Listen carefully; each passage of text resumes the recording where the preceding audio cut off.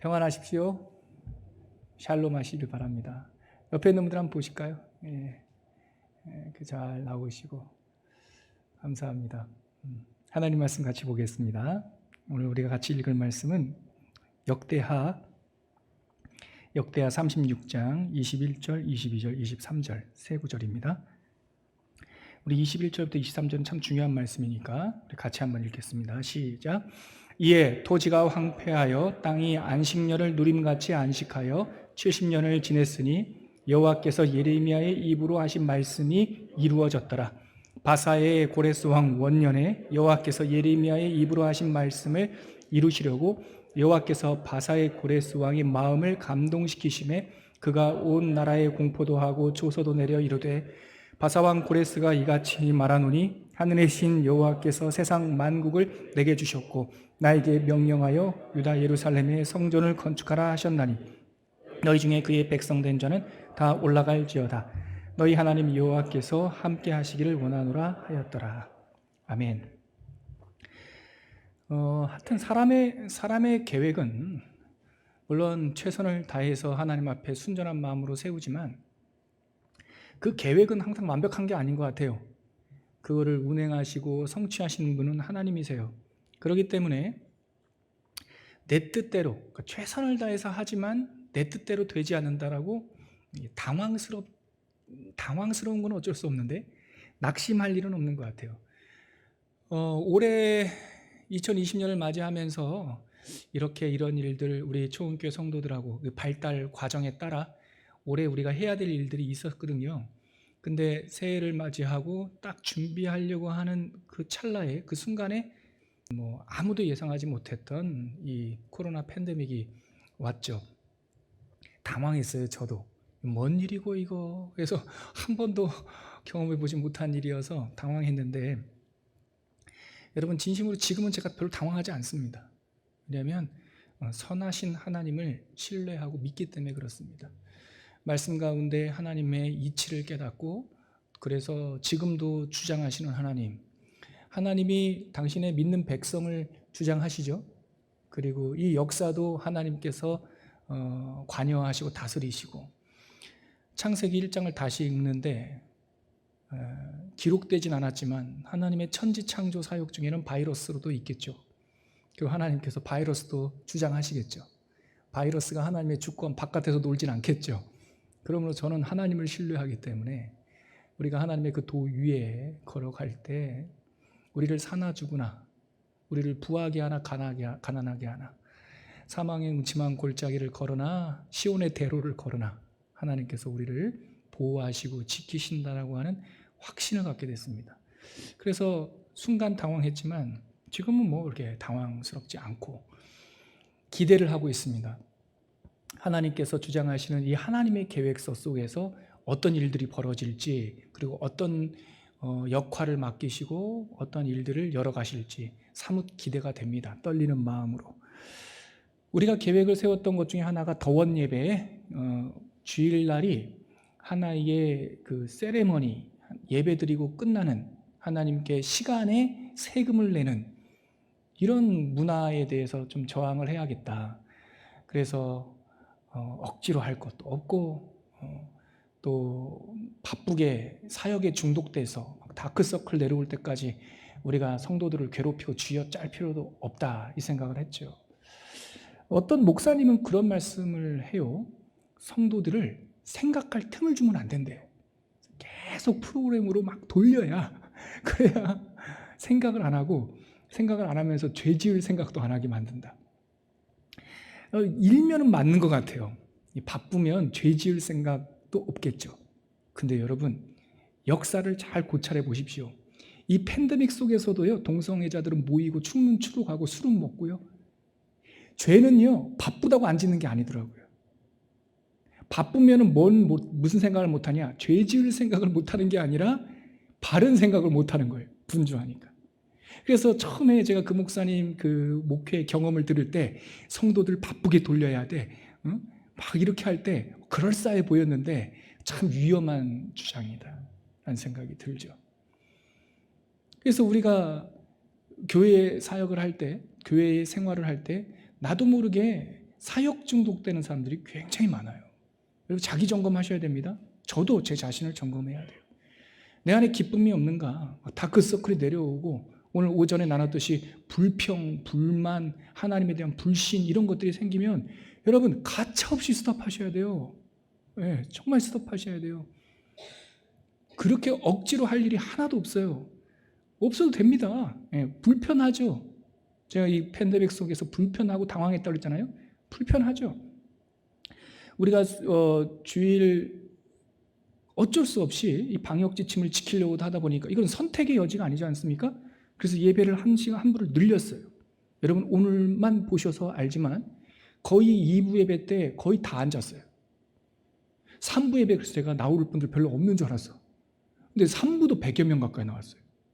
만약에 3부를 열지 않았으면 3부 예배 때 나오는 우리 중고등학교 학생들 그리고 다른 믿음이 이제 초신자들 그 2시 때 충분히 늦잠 자고 2시에 나와야 될 그 사람들은 어떻게 했겠냐. 아니 정부에서 이게 거리를 뛰라고 하니까 800석에 건 뭐 170석밖에 못 앉게 되는 상황 속에서 늘릴 수밖에 없는 게 당연하죠. 그러다 보니까 사실은 예배 팀이 조금 피곤해졌어요. 피곤해졌어요.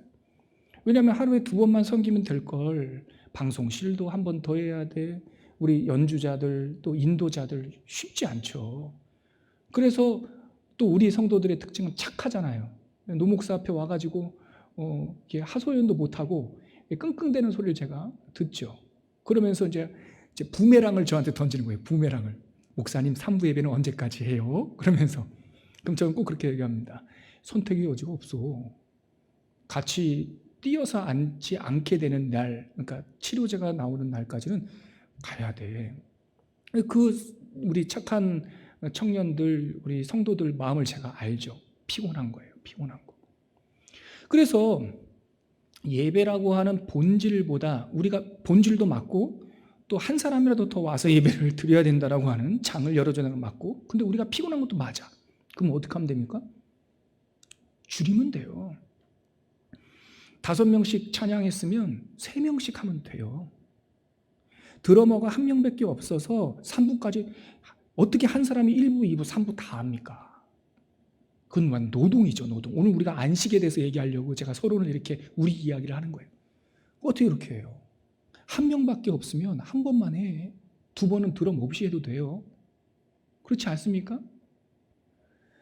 베이스 기타 곳곳에 있어서 참 감사하지만 만약에 없으면 안 하면 돼요. 우리 알다시피 노 목사가 초원교회 부임해서 근 8개월, 7개월 동안 아침 예배 반주자 없이 그냥 혼자 무반주로 인도하면서 했던 거 아시죠? 우리 형편이 그렇다면 그렇게 해도 돼요. 죽을 똥 살 똥 해서 반드시 해야 될 일 별로 없다고요. 이렇게 해서 우리가 나의 계획, 내가 하는 일 잠깐 내려놓고 하나님이 승리할 수 있도록 하나님께 초점을 맞추시면 우리가 예배를 한 번 더 여러 가지가 부담은 되지만 한 번 더 예배를 드릴 수 있도록 이 상황을 열어주셨다면 피할 길을 반드시 내신다. 감당할 사람들을 일으켜주신다. 내가 못하더라도 다른 일들을 세워주신다. 그러니까 하나님을 신뢰하면서 내 계획이 어그러진 것으로 당황하지 말고 내가 모를 하나님의 일이 열려질 것으로 기대하면서 시선을 전환해야 되는 거라고. 이런 맥락에서 우리가 더원 예배를 생각한 거예요. 저는 한국교회의 가장 큰 그 어려움 중에 하나가 세대 간의 단절이라고 일찍이 진단을 했어요. 1970년, 1980년도는 주일학교, 썬데이 스쿨이라고 하는 그 기관이 교회 부흥과 복음 전파에 큰 일을 했습니다. 그때는 부모로부터 믿음을 물려받는 사람들은 거의 없었잖아요. 믿음의 초창기이기 때문에. 대부분 홀믿음이 많았어요. 저도 홀믿음이었고 여기서 홀믿음, 내가 1대 신앙이다. 우리 부모님으로부터 물려받은 것이 아니라 내가 첫 믿음 시작이다. 손 한번 들어보세요, 여러분. 그거 봐요. 적지 않습니다. 이 홀믿음 신앙들이 다 언제? 그 70년대, 80년대 우리 선생님들 똑조각 입에서 나눠서 먹이고 무릎에 앉혀서 예배드리고 했던 그 썬데이 스쿨이 이런 큰 추수 열매를 거둔 것이죠. 근데 후배들이 노력하지 않아서 교회는 성장하고 사회는 성장했는데 썬데이 스쿨, 주일학교는 그대로인 거예요. 물론 기자재는 좀 바뀌었지만. 그래서 지금은 교회 와서 집에서도 서로 말을 안 하는데 언어가 한 언어가 아니라고. 요즘 중고등학교 아이들 하는 말들, 그 친구들 하는 말들 들어보세요. 거의 절반 이상이 욕이에요. 근데 욕인지 몰라요. 줄여서 제가 우리 총교회 와서 못 알아듣는 말 너무 많았어요. 사투리가 아니라. 목사님, 저 송현아 갔다 왔어요. 송현아는 만나는 거지 갔다 오는 게 아닌데, 내가 알고 있는 배우인데, 알고 봤더니 송도 현대 프리미엄 아울렛을 줄여서 송현아, 그 처음 아시죠? 벌써 우리 이런 거예요. 송현아 다녀왔다는데 나는 어디지? 어디로 갔다 왔다는 거지? 이거는 사소한 생활 용어인데, 우리 청소년들 내려가면 부모님들과 언어가 다 다르다고요. 그리고 말씀 듣는 것도 다르고 예배도 달라요. 그래서 한 번쯤은 세대 예배도 드리지만 한 번쯤은 다 같이 모여서 이 패밀리, 가족 예배를 드려야 된다. 아이들이 졸 수 있어요. 재미없을 수 있어요. 그러나 졸더라도 예배당 안에서 한 말씀을 듣고 부모님 무릎에 눕혀서 재워야 돼요. 그 경험을 함께 나눌 때 성경 언어, 믿음 언어가 공유가 되면서 믿음의 계승이 이루어지는 거예요. 우리가 이제는 사거리 나가고 지하철역 가서 노방전도하는 것도 귀한 거지만 내 아이들 자녀들에게 믿음의 세계관, 믿음의 가치를 고스란히 물려주는 것, 이게 이 시대의 사명이다. 그래서 우리가 더원 예배를 계획을 했던 거예요. 그리고 저녁 부부지간에 참 어렵지 않습니까? 저도 회개하는 마음으로 참 고백하는 건 그때는 잘한다고 그랬는데요. 지금 좀 부끄러워요.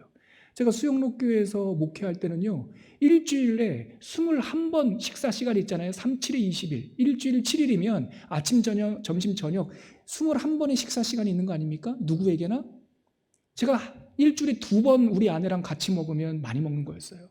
월요일 점심이나 월요일 저녁, 토요일 점심이나 저녁. 일 중독이었어요, 저. 부끄럽지만 제가 고백하면 부목사한테는요, 돈의 유혹 별로 없습니다. 저한테 돈 주는 사람 없어요. 명예? 부목사한테 무슨 명예가 있겠어요? 권력? 그런 거 부목사한테는 없어요. 그러니까 강단 위에서 돈, 권력, 섹스 이런 거 벗어나야 됩니다. 제가 설교했지만 사실은 부목사한테는 이 세 가지는 현실적인 게 아니고 인정받으려고 하는 욕구, 일 중독, 이런 것이 저를 사로잡는 거였고, 제가 우리 교회 안에서도 양육이 필요하다고 생각하지만, 양육 프로그램 필요하다고 생각하지만 제가 그 양육 전문가라니까요. 책을 쓰고 누구도 할 수 있어요. 근데 제가 수영록교에서 넘어와서 베이직교회에서 3년 반, 또 우리 소원교회 하면서 저한테는 철저한 게 있어요. 양육, 말씀이 없는 양육은 사람들을 교만하게 만들고, 양육을 통해서 변화되는 사람이 없어요. 양육은 생명으로 태어난 사람을 자라게 하고 단단하게 하는 것이지, 학교 가서 부부관계, 연애학 개론 읽는다고 해서 연애가 성공하는 게 아니라고요. 실전이라고요. 그래서 말씀을 읽고 꽉 채워진 다음에 올해 우리 계획이 올해 온전하게 일독을 끝내고 꾸준히 따라온 사람 모시고 제가 내년서부터 양육을 준비하려고 했는데 그게 다 어그러졌죠. 대신에 올해 꼭 해야 될 거는 하나님이 더 선한 계획이 있을 거라고 저는 믿어요. 확실하게 믿어요.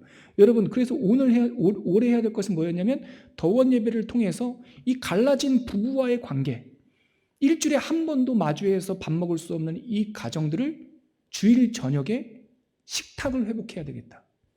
그래서 5시에 예배 드리면서 6시 15분, 늦어도 6시 15분에 끝나면 귀가하시면 6시 반 혹은 7시 이전에 다 댁에 가시면 청년들이야 이제 연애도 해야 되고 결혼도 해야 되고 친구들과 함께 해야 될 우리 청년, 우리 큰 아이들들이야 그 시간에 우리 또래들도 만나고 하지만 부부간에 그리고 어린 자녀와 함께 외식도 하고 라면도 끓여 드시고 뭐 이러면서 해 있을 때 맨날 어두움에 이렇게 당하지 말고 해 있을 때 좀 다니시라. 송연아도 가면 안 되나? 문 닫나? 아무튼 그런 데도 다니시고 치킨집도 가시고 그러라고 해서 우리가 더원 예배를 준비를 한 거죠. 그리고 6월 달부터 이제 시작이 될 겁니다. 여러분 홀로 오지 마시고 우리 가족들 중에 다른 교회를 여러 가지 이유로 다른 교회를 다니는 자녀들이 있으면 한 번은 그 교회도 가보시고 한 번은 같이 함께 오시고 어느 교회에서 예배를 드리든지 어찌됐든 한 달에 한 번에 전 가족이 한 번 앉아서 같은 말씀을 듣고 같은 생각을 할 필요가 있다. 지금 그걸 준비하기 위해서 우리가 이 저녁 예배를 이렇게 당긴 거예요. 오늘도 해가 다 뉘엿뉘엿 7시 전에는 해 떨어지지 않으니까 해가 있을 때 댁에 가실 겁니다. 그래서 오늘과 다음 주는 우리가 6월 첫 주부터 시작하는 더원 예배를 준비하면서 우리가 지금 직면하고 있는 이 코로나 문제, 이 팬데믹 상황이 도대체 성경 안에서 어떠한 메시지인지 제가 100% 다 해석하고 분별하지 못했습니다. 그러나 한 가지는 제가 예전에 그랬죠. 이 코로나 사태가 시작되면서 저 잘 모르겠다고. 그래서 함부로 얘기하기 어렵다고. 그러나 계속 물을 거라고. 근데 제가 하나를 찾았습니다. 그래서 그 하나, 이 성경 속에서 말씀하시는 재난과 환난과 위기 가운데 하나님께서 반복적으로 말씀하셨던 그 하나의 주제를 오늘과 다음 시간에 나눌 겁니다. 그것은 바로 사바스, 안식입니다. 하나님께서 이 땅에 재난과 뜻하지 않는 우리의 계획표, 우리의 계보, 우리가 늘 살았던 그 왕조의 흐름을 끊어버리시는 그 환난을 주시는 까닭이 뭐냐? 안식하게 하기 위해서 그렇다라는 거예요. 안식하기 위해서. 여러분, 우리는 지금 코로나19 바이러스가 온 세상을 휩쓸고 있는 상황을 보고 있습니다. 이거는 현재형입니다. 추억도 아닙니다.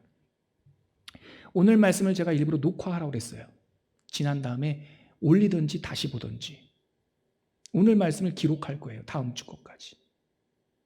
왜냐하면 현재 속에 있기 때문에 시간이 지나서 우리가 나눴던 이 말씀이 과연 성경적이고 하나님께서 주신 열어주신 말씀이었는지 나중에 또다시 점검해 볼 필요가 있어서 제가 전도사님께 오늘과 다음 주 이 설교를 다 녹화를 해달라고 부탁을 했어요. 이 바이러스에 의해 첫 사망자가 나온 게 2020년 올해 1월 11일이에요. 외우기도 쉬워요. 111. 중국에서 첫 사망자가 보고가 되었고 오늘 제가 원고를 다듬으면서 지금 확인한 결과 34만 4,020명인가요? 아무튼 어림잡아 34만 4천 명이 사망을 했어요. 큰 숫자죠. 치료제는 아직도 개발되지 않고 있어요. 현실입니다. 그러나 여러분, 오늘에서 우리가 미래를 예시할 수는 없지만 과거를 한번 생각해 볼 때 이런 전 세계적인 팬데믹은 전 세계적으로 처음 있었던 현상은 아니에요. 제가 미국 질병관리본부와 우리나라 질병관리본부 또 여러 가지 구글에서 나오는 자료를 찾아보니까 1918년에 우리 3.1 기미 독립운동이 있던 하루 전, 직전 해, 먼 옛날 같죠? 100년 전도 아닙니다. 70년, 80년 전입니다. 일제강점기로 우리가 나라에 어려움이 있던 그 해에 공식 학술명으로는 H1N1 바이러스, 소위 스페인 독감이 전 세계적으로 유행을 했어요. 무려 5천만 명이 목숨을 잃었어요.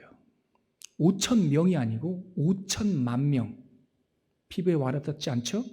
우리나라 인구가 5천만 명 조금 넘어요.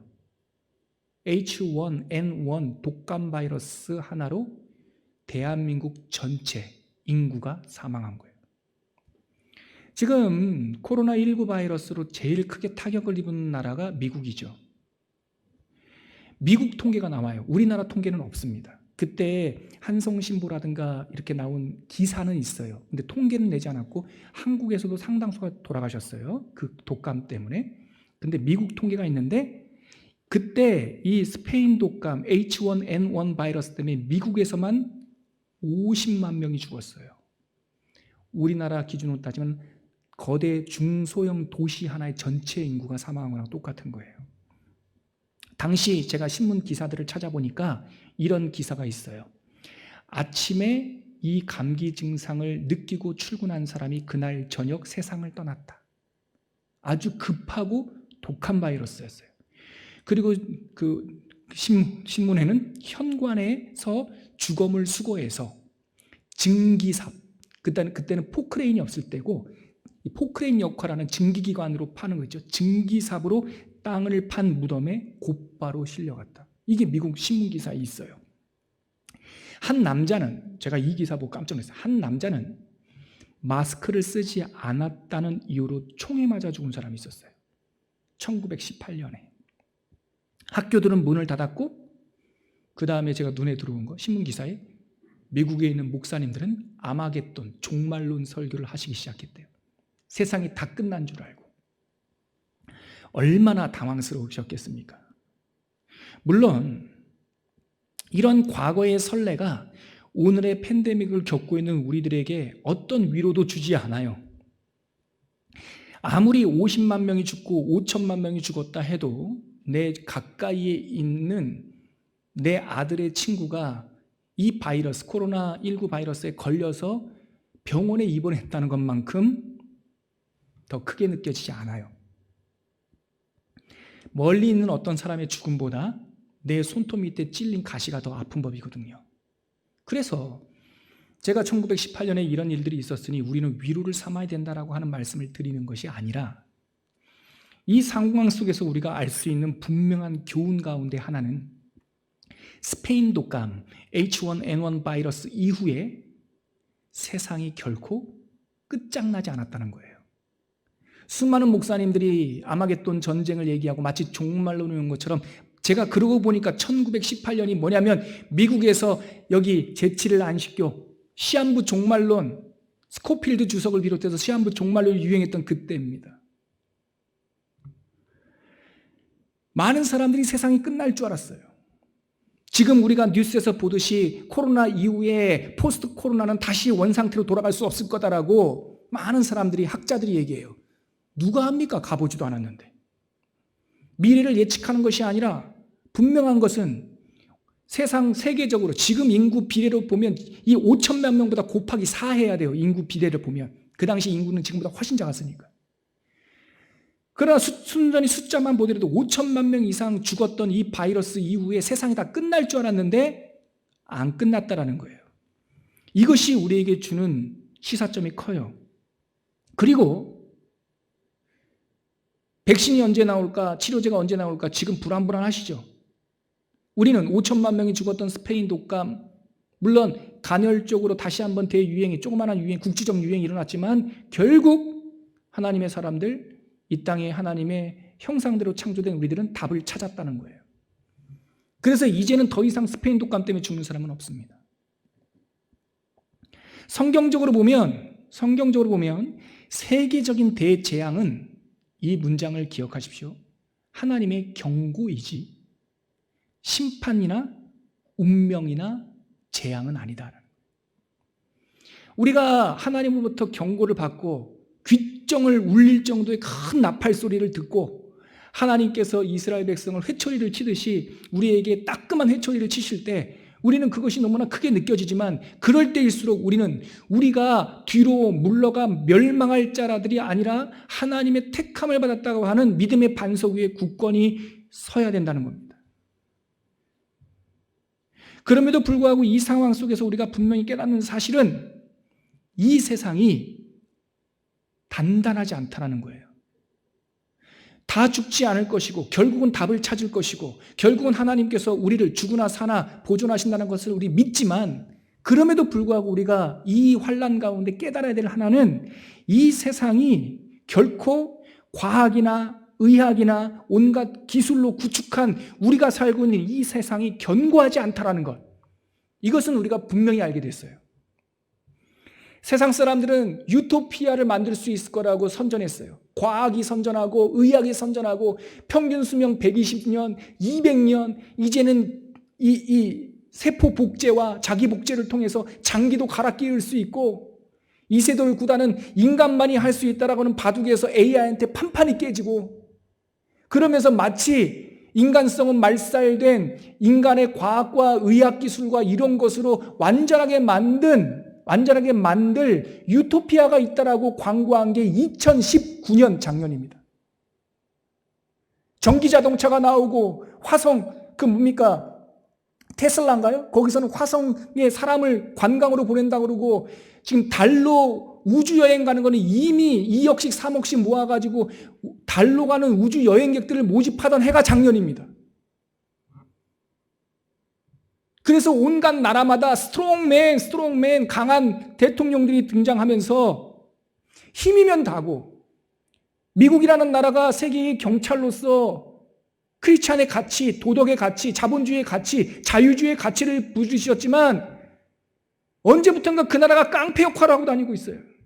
염치도 없고 큰형 역할도 못하는 시대를 우리가 작년에 마주했어요. 왜 그렇게 힘의 논리가 주장했습니까? 자신만만한 거예요. 자신만만한 거예요. 갑자기 우리나라 동맹으로서의 국가 방위금을 10배를 올려달라고 해도 세상에 그런 장사가 어디 있습니까? 2배만 하더라도 오늘 10,000원 주고 샀던 거를 내일 20,000원 달라고 해도 이거는 아닙니다 하는데 10배를 올려달라고 하면 이거는 깡패죠. 어떻게 형님 같은 큰 나라가 그렇게 무지막지하게 갈 수 있었습니까? 자신만만한 거예요. 단단한 거예요. 누구도 우리를 건들 수 없다라고 하는 그 자신만만함이 2019년에 온 세계에 가득 찼어요. 도대체 무슨 경제 발전을 일으키겠다고 저 중국이라는 나라는 말이에요. 환경을 파괴하고 숨도 못 쉬게 만들어 놓냔 말이죠. 얼마나 더 잘 살겠다고 노 목사가 초원교회 부임했을 때 잊을 수가 없어요. 한 2달 동안은 새벽에 나올 때마다 대명 아파트 그 가로등에서 비치는 뿌연 연기 가운데 마스크 쓰고 나왔어요. 미세먼지 황사. 그렇게 살지 않던 우리나라가 아마도 중국에서 넘어오는 그 바람 때문에 넘어오는 그 공장의 매연 때문에 그렇다고 그러니까 나라가 교육을 끊겠다고 말이죠. 협박하고 우리 탓 아니라고 왜 중국 탓 하시냐고 막 그렇게 난리를 쳤는데 검증돼 버렸어요. 이제 올해 미세먼지가 없어요. 깨끗해요. 봄에 가을 날씨를 보고 있고 하늘을 보고 있어요. 이제는 우리가 알게 됐어요. 그것이 다 어디서 온 건지. 물론 우리나라 화석발전소라든가 우리나라 자동차에서도 나오는 거지만 우리나라는 지금 팬데믹 속에서 공장들이 멈추지 않았단 말이에요. 그런데 공기는 깨끗해졌어요. 도대체 얼마나 더 잘 살겠다고 숨도 못 쉬는 세상을 만들어놨냔 말이죠. 우리는 지난 스페인 독감의 사례를 통해서 세상이 결코 끝나지 않았다라고 하는 교훈도 얻으면서 동시에 우리가 살고 있는 오늘의 이 사회가 과학과 의학과 온갖 과학 문명으로 치장을 한다 하더라도 결코 견고한 세계가 아니다라는 것을 깨닫게 되는 것이죠. 작은 미물에 가까운 이 바이러스 하나로 온 세상이 모래 위에 지은 집처럼 막 흔들리고 있는 거예요. 미국도 흔들리고 중국도 흔들리고 다 흔들리고 있는 거예요. 이때 영원한 진리, 영원한 나라가 있다라고 믿는 우리 크리스찬들은 우리 자신에게 질문을 해야 돼요. 과연 우리는 이 세상과 이 모래 위에 지은 이 세상과 뭐가 다른가? 작은 미물과 같은 바이러스 때문에 막 갈대처럼 흔들리고 있는 이 세상과 우리는 뭐가 다른가? 이 흔들리는 세상을 보면서 우리는 견고한 반석 위에 서 있는가? 당황할 수 있어요. 놀랄 수 있어요. 그러나 3개월, 4개월 지나면서 우리가 뿌리채 흔들리고 있다면 우리는 정말 반석 위에 서 있는 사람들인가? 그리고 우리가 과연 서 있어야 할 결코 흔들릴 수 없는 반석이란 무엇이란 말인가? 우리는 이 시점에서 스스로에게 질문해야 돼요. 이 세상의 시스템은 유한합니다. 영원하지 않습니다. 이 땅에 살고 있는 우리들의 삶도, 우리들의 이야기도 유한합니다. 영원하지 않습니다. 이것은 기독교적 세계관의 기본 중에 기본입니다. 반드시 끝나는 날이 있습니다. 이것은 명백한 사실입니다. 장수했든 단명했든 간에 모든 사람은 한 세대 이후에 다 세상을 떠났습니다. 그러나 나이가 들어 삶을 마감하는 순간을 맞이하거나 아니면 불치병에 걸려 시한부 판결을 받기 전까지는 우리가 이 세상에서 유한한 존재라는 것을 자꾸 망각하고 삽니다. 영원히 살 것 같이 삽니다. 마치 2019년 전 세계의 분위기처럼 우리가 이 세상에 왕처럼 유토피아를 만들면서 영원히 살 것처럼 천년 만년 살 것처럼 우리는 까마득하게 잊고 삽니다. 그러나 오늘 저녁이라도 당장 암 4기 선고를 받고 시한부 3개월 선고 받는 순간 내 인생이 유한하다는 것을 깨닫게 돼요. 그렇게 내 주먹을 믿고 내 지식을 믿고 내 돈을 믿으라고 한 사람이 나이가 들어 떠날 날이 다가오면 하나님이 있다라는 것을 어렴풋 알게 돼요. 그것이 바로 이 팬데믹 사회 속에서 우리가 서야 할 흔들리지 않는 반석의 흐릿한 실루엣입니다. 모든 것이 끝나는 순간 사람들이 그리워하는 그 무엇. 그런데 여러분, 유한한 것, 다른 말로 죽음이라는 것, 이것은 결코 심판이 아닙니다. 우리가 이 세상을 마감한다는 것은 하나님의 진노가 아닙니다. 경건한 사람이나 불량한 사람이나 믿음의 사도 바울이나 배교자 알렉산더나 모두 이 삶을 마무리하게 됩니다. 마무리했습니다. 그러므로 죽는 문제는 하나님의 심판이 결코 아닙니다. 누구나 다 죽습니다. 그러므로 어떻게 죽느냐가 중요한 거예요. 그리고 어떤 삶을 사느냐가 중요한 거예요. 이 시간을 마무리한 이후에 무엇이 약속되어 있느냐, 이게 중요한 거예요. 끝나는 거, 유한한 거는 누구에게나 예외가 없어요. 저는 아직, 제가 요즘에 형님들 죄송하지만 나이를 자꾸 까먹어요. 제가 47살인가? 그쯤 되나요? 맞죠? 74년생이면? 진짜로 제가 하여튼 그래요. 전 50도 안 됐어요. 젊어요. 그리고 암이나 불치병이나 이런 거 시한부 선고받은 적도 없어요. 투병하고 나은 적도 없어요. 그러나 하나님과 저 사이에 삶의 경계에 서봤던 경우가 딱 2번 있습니다. 하나는 저 자신의 제 삶에 대한 문제였고, 하나는 가족의 삶과 죽음의 문제였습니다. 이 2번의 경험을 통해서 저는 삶과 죽음의 경계선을 경험한 적이 있습니다. 그 순간 제가 느낀 것은 삶과 죽음이 멀지 않다라는 거였어요. 저희 가족의 이별, 그리고 제 자신의 어떤 일로 인해서 그 경계선에 서봤을 때, 여러분, 제가 우리 아내한테나 우리 가족들한테 자주 하는 말인데, 눈 감았다 뜨면 천국입니다. 안 믿어지시죠? 사실입니다.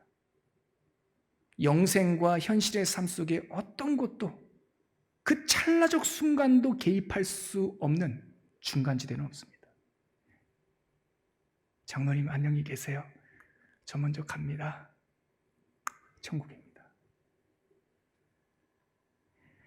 바로 그 순간 그 2번의 경험을 통해서 제가 경험한 것은 죽음은 바로 코앞에 있었고 하나님의 나라는 먼 곳에 있는 것이 아니라 바로 이 작은 막 사이에 어른거리는 투명막 저 뒤에 하나님의 나라가 있음을 실존적으로 깨달았어요. 이것은 신념이 아니라 실존이었어요. 그때 제 마음을 잡아줬던, 이 흔들리는 제 마음을 살려줬던 것, 그리고 가족을 잃고 낭망하고 절망하던 제 마음을 위로해줬던 말씀이 있어요. 먼저 제 마음을 잡아줬던 말씀은 데살로니가전서 5장 9절과 10절입니다. 제가 읽어드릴게요. 데살로니가전서 5장 9절과 10절. 하나님이 우리를 세우심은, 하나님이 너를 세우신 것은 노하심에 이르게 하심이 아니요 진노하셨기 때문에 그런 것이 아니요 오직 우리 주 예수 그리스도로 말미암아 구원을 받게 하려 하심이라. 우리를 세우신 것은 진노 때문에 세우신 것이 아니라 구원받게 하려고 세웠다. 10절 말씀 보시겠습니까? 예수께서 우리를 위하여 죽으사, 예수께서 너를 위하여 죽으사 너로 하여금 깨어있든지 자든지, 다시 말해서 살든지 죽든지 자기와 함께 살게 하려 하셨느니라. 저는 이 말씀이 아멘입니다. 저를 부르시고 저를 태어나게 하시고 그 어려운 시절 가난한 집에 막내 아들로 태어나게 하신 것은 저주의 결과물이 아니라 나를 구원하게 하시려고 하는 하나님의 생명사역이었다는 것. 이것이 풀어지고 나니까 인생의 이치가 열렸어요. 그래서 나를 살리신 것은 예수께서 나를 위하여 죽으사 내가 살든지 죽든지 예수 그리스도와 영원히 살게 하기 위해서 나를 택하시고 부르셨다는 거예요. 또 하나, 가족을 잃고 나서 마음이 무너졌을 때 하나님께서 저에게 주셨던 말씀은 마태복음 3장 17절 말씀이에요. 너는 내 사랑하는 아들이고 너는 내가 기뻐하는 자다. 죽음조차도, 이별조차도 하나님께서 사랑하시기 때문에 행하신 일이다. 나 이해할 수 없어요. 이해할 수 없어. 그러나 마음이 이만큼 구멍이 뚫려버린 저에게 사랑하기 때문에 그랬다. 천국 가서 주님께서 사랑하신 그 사랑의 크기가 얼마나 큰지 그때 가서 내가 깨닫겠지만, 지금 제 마음속에 지금도 흔들리지 않는 것은 사랑하기 때문에, 삶과 죽음의 그 경계선에서, 나의 삶과 죽음, 가족의 삶과의 죽음의 그 경계선에서 살든지 죽든지 그리스도와 함께 산다. 죽고 이별하는 것조차 하나님의 사랑 안에 있다. 이것은 흔들리지 않는 반석이었습니다. 하나님은 우리가 살든지 죽든지 깨어있든지 자든지 당신과 함께 살 것을 말씀하셨어요. 이 반석, 삶과 죽음이 징벌과 심판의 문제가 아님을 깨닫고 우리가 모두 당면하게 될 이 이별의 순간, 이 땅의 장막집을 벗어버리는 순간을 언젠가는 맞이할 텐데, 우리가 이 흔들리지 않는 반석 위에 굳건히 서야 천국을 사모하면서 곡소리가 아니라, 향냄새가 아니라 찬송과 꽃냄새와 하나님의 축복 가운데 천국에 입성할 수 있는 거예요. 이것이 바로 반석이에요. 반석. 그러므로 암이나 코로나나 가난이나 우울증이나 마음의 질병이나 어떤 것도 그리스도의 사랑에서 우리를 끊을 수가 없는 거예요. 34만 4천 명이 죽었다고 하는데 여러분 그거 아십니까? 제가 통계를 다 찾아봤어요. 작년 2019년 자기 스스로 마음의 질병으로 목숨을 끊은 사람이 81만 명이에요. 왜 그때 우리는 두려워하지 않습니까? 작년 1년 교통사고로 죽은 사람이 전 세계적으로 135만 명이에요. 지금 죽은 사람들보다 4배, 5배예요. 더 놀라운 것은 작년 1년 먹을 것이 없어서 굶어 죽은 아사자가 40만 명이에요. 먹을 것이 없어서 지금도 굶고 있는 사람이 2천만 명이고요. 굶어 죽은 사람이 40만 명, 교통사고로 죽은 사람이 135만 명, 자살해서 자기 스스로 마음의 질병 때문에 목숨을 끊은 사람이 81만 명인데, 우리는 전 세계적으로 34만 4천 명이 죽은 이 바이러스 때문에 전 세계가 꽁꽁 얼어버렸어요. 34만 명이 작은 숫자라는 뜻이 아닙니다. 도대체 우리의 감각은 도대체 어디로 다 가 있냔 말이에요.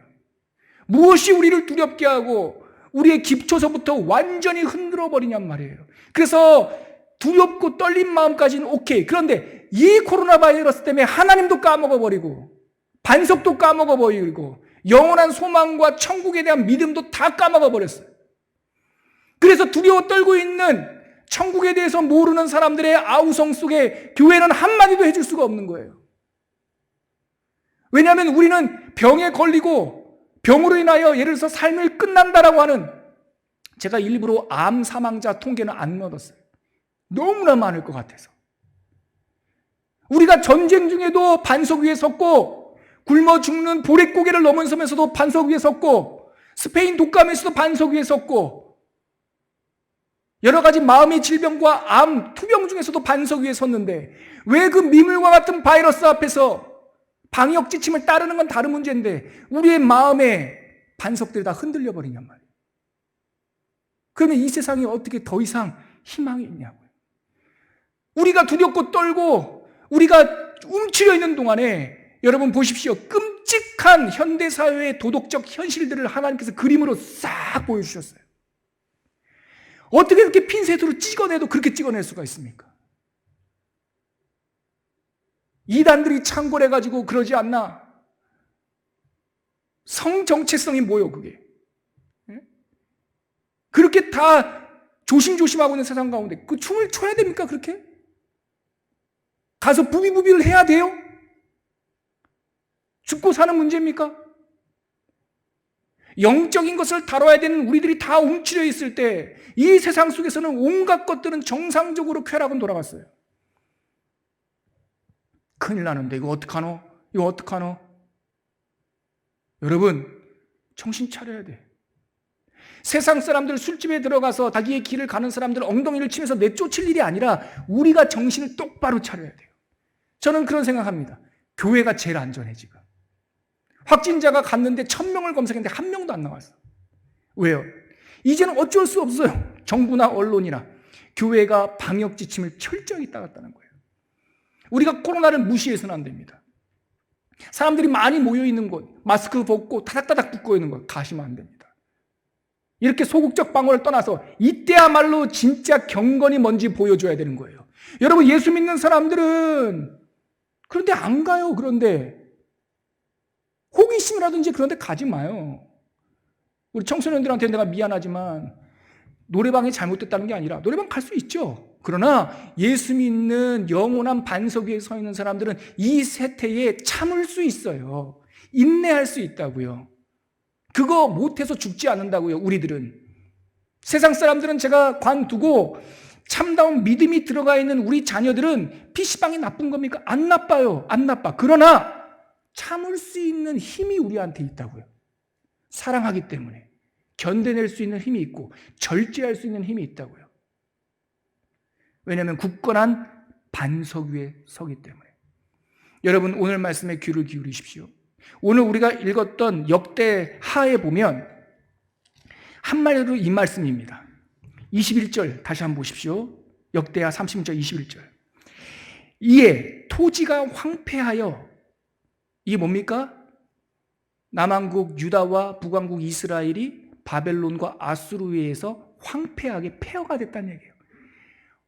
엄청난 재난이에요. 엄청난 재난. 다 포로로 잡혀갖고 시드기야 왕은 두 눈이 뽑히고 사슬에 묶여서 황폐해진 거예요. 근데 그 엄청난 국가적 재난을 뭐라고 말씀하시냐면 땅이 안식년을 누림같이 안식했다고 그래요. 저는 이 말씀에, 이 코로나 사태를 맞이하면서 역대기를 읽으면서 우리가 통독하면서 읽지 않았습니까? 이 말씀이 지진처럼 저한테 온 거예요. 바벨론으로 포로로 잡혀간 이 엄청난 재난, 코로나하고 비길 게 아니라고요. 나라와 성전과 왕과 내 자녀와 모든 것이 재난을 당했어요. 근데 돌아온 백성들이 역대기를 기록하면서 자기네들이 겪었던 이 재난의 70년을 땅을 안식하게 하셨다라는 거예요. 그래서 땅이 안식년을 누림같이 안식하여 70년을 지냈으니 이게 재난이 아니라 땅의 안식이고 여호와께서 예레미야의 입으로 하신 말씀을 이루어졌더라. 여러분 저를 보십시오. 왜 하나님께서 감당하기 어려운 재난을 주시냐? 안식하게 하기 위해서요. 안식하기 위해서. 이 세상은 안식이 없어요. 한병철 씨 그 철학자가 말했듯이 우리가 살고 있는 이 현대사회는 성과주의예요. 성과주의. 주 5일제 이름은 좋죠. 그러나 주 5일제 하면서 계약직과 성과주의가 이 세상을 유령처럼 연봉 더 줄 테니까 일하라는 거예요. 더 많이 일하라는 거예요. 일에 지친 사람들은 토요일날, 주일날, 일요일날 이틀 휴가 내니까 또 놀러가. 여러분 생각해 보십시오. 그것이 레저입니까? 그 짧은 2박 3일 동안 일본인의 미국인의 여름의 휴가 때마다 막 다니는 그것이 정신 똑바로 차리고 한번 생각해 보세요. 우리가 안식을 누렸습니까? 더 피곤하지 않으세요? 더 힘들지 않으세요? 뭐에 중독되어 있는 거예요. 그래서 어디든 돌아다니지 않으면 쉬지 않는 거예요. 집안에 가만히 있지를 못해요. 독서를 못해요. 해외 인구가 늘어날수록 책 읽는 인구는 줄어들고 있고 성경 읽는 인구도 줄어들고 있어요. 그게 레저입니까? 그게 안식입니까? 더 피로해지는 거예요. 그래서 한병철 그 철학자는 이 세상은 성과주의 세상이고, 그래서 이 성과주의는 옛날에는 파라오가, 왕이, 그리고 자본가가 나를 착취했지만 현대사회는 내가 나를 착취하는 착취사회가 됐다는 거예요. 나를 누가 빼앗아 착취합니까? 내가 내 자신을. 그래서 필연적으로 현대사회는 피로사회로 간다는 거예요. 다 다크서클이 내려와서 막 이러고 다니는 거예요. 월요병부터 시작해서. 쉬었는데 왜 월요병입니까? 쉬었는데. 이렇게 피로사회가 오는데 사회는 계속 멈춤없이 돌아가요. 계속 성과사회예요. 몸은 피곤하고 몸은 탈진됐는데 또 성과를 내야 되니까 뭘 해야 됩니까? 우리 젊은이들 말로 스팀팩을 해야죠. 약물을 맞아야죠. 도핑을 해야 돼요. 술, 마약, 춤, 음악, 쾌락, 게임, 사이버 공간 이런 걸로 완전히 도핑이 돼버린 거예요. 능력은 없고 탈진이 되어 있는데 계속 성과를 내야 되니까 부어라 마셔라 먹어라 막. 그래서 한병철 교수는 말하기를 피로사회는 필연적으로 도핑사회로 간다. 성과는 없는데 능력은 없는데 성과를 계속 내야 되니까 뭔가 붕붕붕붕 이러는 거죠. 그게 2019년도가 최극으로 달한 거예요. 하나님께서 멈춰버리셨어요. 대단하십니다. 이 전 세계 50억이 넘는 인구, 스트롱맨이 나라의 지도자가 되어 있고 독일도 스트롱맨, 영국도 스트롱맨, 미국도 스트롱맨, 러시아도 스트롱맨, 중국도 스트롱맨, 모든 남미의 대통령들이 스트롱맨으로 나와 있던 이 시대를 하나님께서 조그마한 바이러스 안으로 스탑 해버린 거예요. 다 멈춰버린 거예요. 그리고 안식하게 하시는 거예요. 하늘이 깨끗해지고 우리가 일산화탄소로 망가뜨렸던 오존층이 회복되고 단 3개월 만에 남극의 오존층이 회복이 되고 천연기념물들이 돌아오고 공기는 맑아지고 하늘이 보이고 별자리가 보이고 자살률이 떨어지고 이런 일들이 일어난 거예요. 우리가 안식하지 못하니까 하나님께서 안식하게 하시는 거예요. 여러분, 세상은 멈추지 못해요. 쉴 줄 몰라요. 멈추지 않는 것이 현대사회의 특징이에요. 근데 안식은 하나님이 믿는 당신의 백성에게 주시는 명령이에요. 제4계명, 안식일을 거룩하게 지켜라. 멈출 줄 아는 것이 믿음의 결단이에요. 스톱할 줄 알아야 돼요. 더 성장하기보다 멈춰 설 줄 아는 믿음의 눈이 열려야 돼요. 그러면 하나님께서 넉넉하게 부어주실 줄 믿습니다. 안식하는 백성에게 이틀치, 3일치를 먹을 거를 주신다고요. 안식일은 인내하는 시간이 아니라 2배의 몫을 거둬들인 것을 먹는 게 안식일이에요. 안식년은요, 2년치 거를 주신다고 그랬어요. 희년은요, 3년치 거를 주신다고 그랬어요. 누가 안식할 수 있습니까? 목자, 스폰서가 있는 사람들이 안식할 수 있어요. 믿는 뒷배가 있는 사람들이 안식합니다. 시편 23편에 여호와는 나의 목자시니 내게 부족함이 없어라. 그가 푸른 풀밭에 우리를 안식하게 하신다는 거예요. 안식하게. 믿는 뒷배가 있는 사람들, 이런 사람들이 안식할 수 있죠. 그러므로 안식은 저항이에요. 뭐에 대한 저항입니까? 현대 사회에 대한 저항이에요. 네가 세상 사람들은 다 네가 멈추면 죽는데요. 제가요 사소로운 얘기 하나만 드리죠. 저는요 학력고사 세대예요. 93학번. 94년서부터 수능시험이 생겼어요. 학력고사 떨어지면 수능시험 끝당 세상이 다 끝나는 줄 알았어요. 재수하면 죽는 줄 알았어요. 재수하면 인생의 낙오자가 되는 줄 알았어요. 저만 그런 거죠? 여러분들도 그랬잖아요. 지금 우리 자녀들한테 그러잖아요. 재수하면 죽는다고.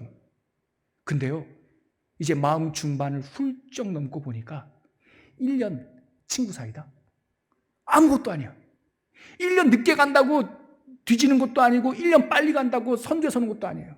제가 48살에 목사 안수 받을 때 늦었다고 그랬어요. 늦었다고. 신대원 33살, 34살 때 신대원 가서 36살에 신대원 졸업할 때 끝났다고 그랬어요. 36살에 졸업하면서 무슨 유학을 가냐고 그랬어요. 근데 하나님께 떠밀려서 갔는데요.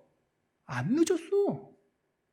저한테 신대원에서 목사님, 전도사님 나이가 많아요. 이랬던 사람들 아직까지도 지금 다 부목사하고 있어요. 여러분, 안 늦어요. 세상은 멈추면 죽는다고 그래요. 멈추면 끝장난다고 그래요. 그런데 하나님께서 안식을 명령하셨어요. 쉬는 거예요. 거기까지 해외여행 안 간다고 안 죽어요. 돈 조금 덜 번다고 안 죽어요.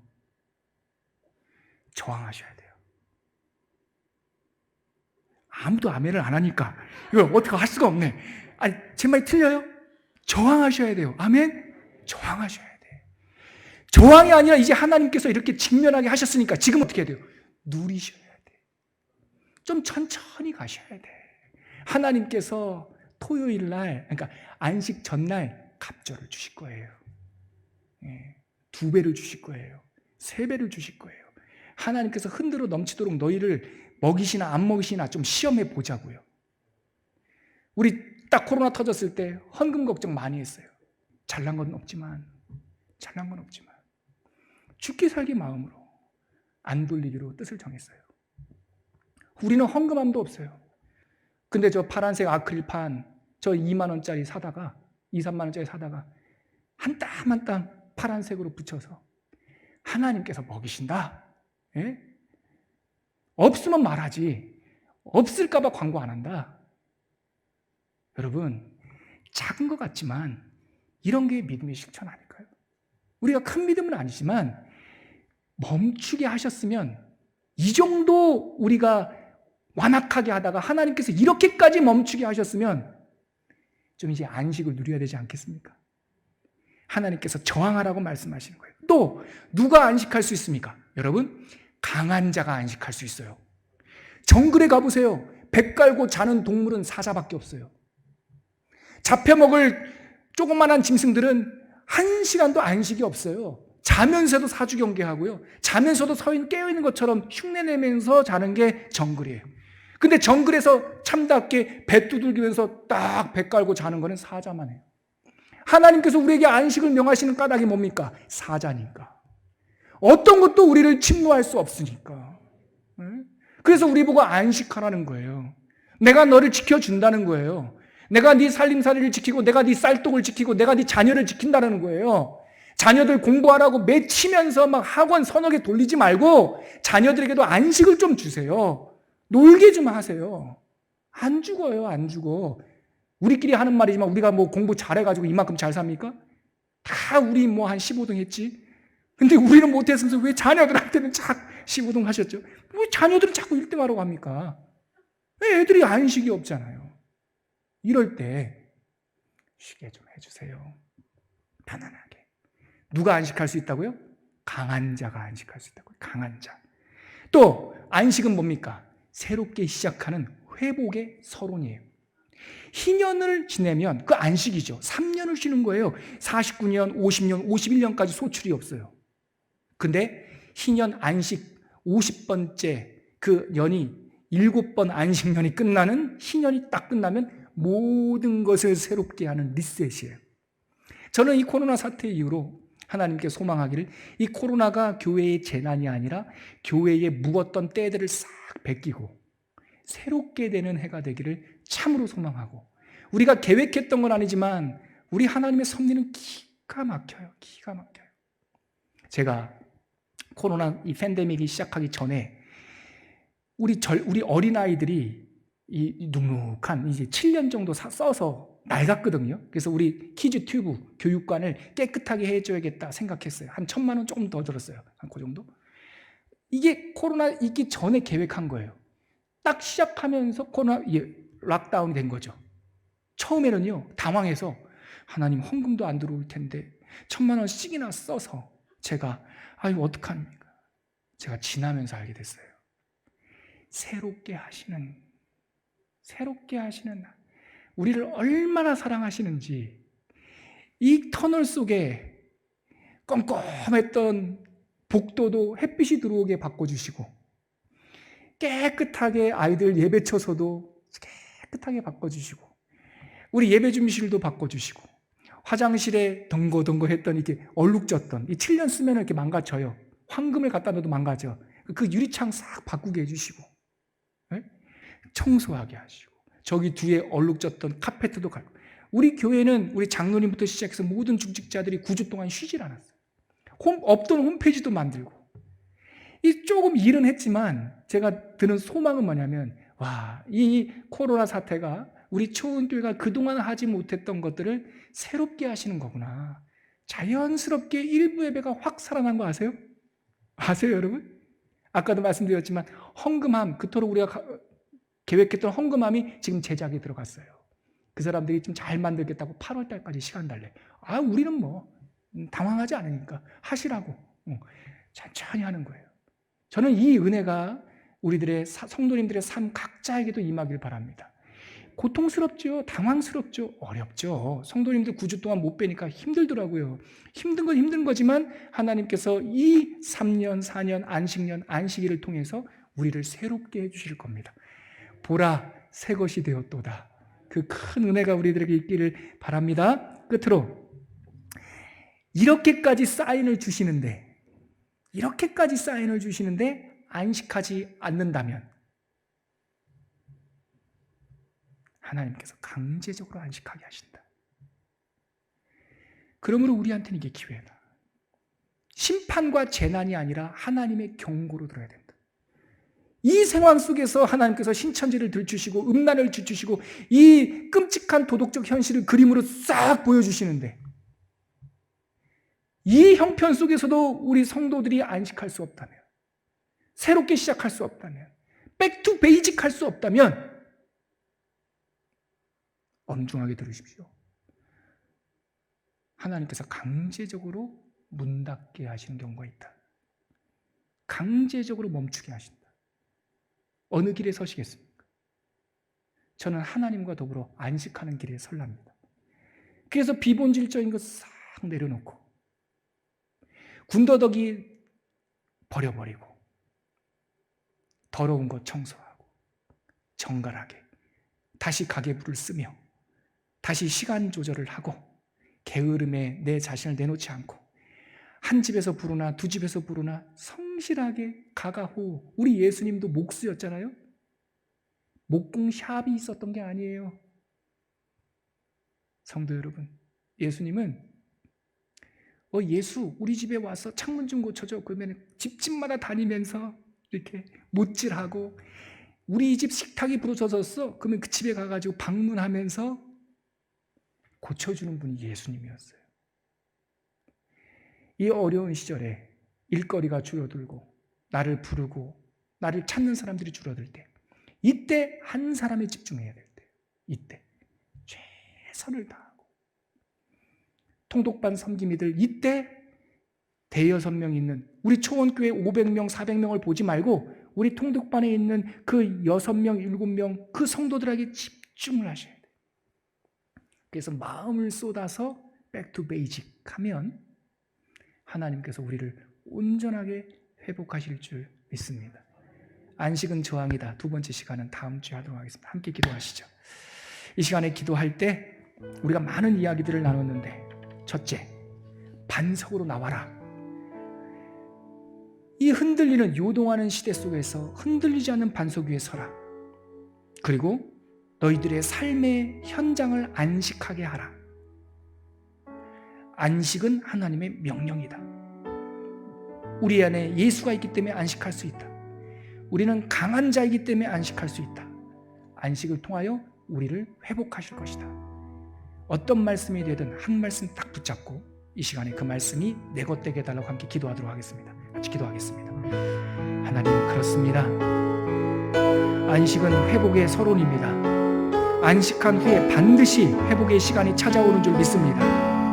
이 팬데믹 코로나19 사건이 하나님께서 우리를 안식하게 하는 하나님의 경고와 권면인 줄 알고 이제 우리가 더 이상 성과와 착취와 피로와 도핑 사회로 흐르지 않게 도와주시고 하나님의 말씀과 하나님의 사실을 위해 우리가 깊게 들어가서 이 세상의 풍조와 세상의 흐름을 저항할 수 있도록 우리를 붙잡아 주시옵소서. 하나님 아버지, 이 시간도 고통하고 힘들어하는 많은 사람들에게 우리가 눈길을 돌리게 하시고 시선을 회복하게 하시고 연약한 자들을 위해서 우리가 하나님 평안을 전할 수 있는 하나님의 사람들로 다 서게 하여 주시옵소서. 은혜를 내려 주시옵소서. 하나님 아버지, 둔한 사람의 입술을 통하여 우리가 살고 있는 오늘의 현실을 증언하게 하여 주시니 감사합니다. 세상이 요동하는 이 시대 속에서 참 반석으로 나오라 하는 하나님의 음성에 반응하게 하여 주옵소서. 우리가 못살게 굴었던 이 땅과 우리 인생, 우리 자녀들을 안식하게 하게 하여 주옵소서. 하나님의 명령인 줄 듣고 믿고 우리를 보존하시고 먹이시고 입히시는 하나님을 믿음으로 우리의 삶 속에 참다운 안식의 계명이 완성되게 하여 주옵소서. 두려워 떨고 있는 세상 가운데 이 하나님의 복음을 전하게 하여 주시옵시고, 마스크로 얼굴을 가리고 있는 이 시대 가운데 영혼이 활짝 웃으면서 서로를 환대하고 서로를 세워주고 믿음 가운데 힘을 내게 북돋아주는 생명의 전파자들이 우리 총옥교회 모든 성도들 되게 하여 주시옵소서. 이제는 십자가 위에서 죽음이 아니라 심판이 아니라 영원한 생명을 보여주신 예수 그리스도의 은혜와 하나님 아버지의 끊임없는 사랑하심과 성령 하나님의 지금도 함께 하시는 충만하심이 오늘 역대하 36장 말씀을 읽으면서 너희들이 안식하지 못했던 그 땅을 안식하게 하기 위하여 내가 잠시 멈췄다. 안식 후에 고레스를 통하여 무너진 성전을 세우며 모든 것을 다시 새롭게 하겠다 하시는 말씀을 이 시대에 나에게 주시는 말씀으로 듣고 하나님과 함께 안식하며 새로운 것을 준비하고 꿈꾸는 당신의 백성들 위해 지금으로부터 영원까지 함께 하시기를 간절히 축원하옵나이다. 아멘.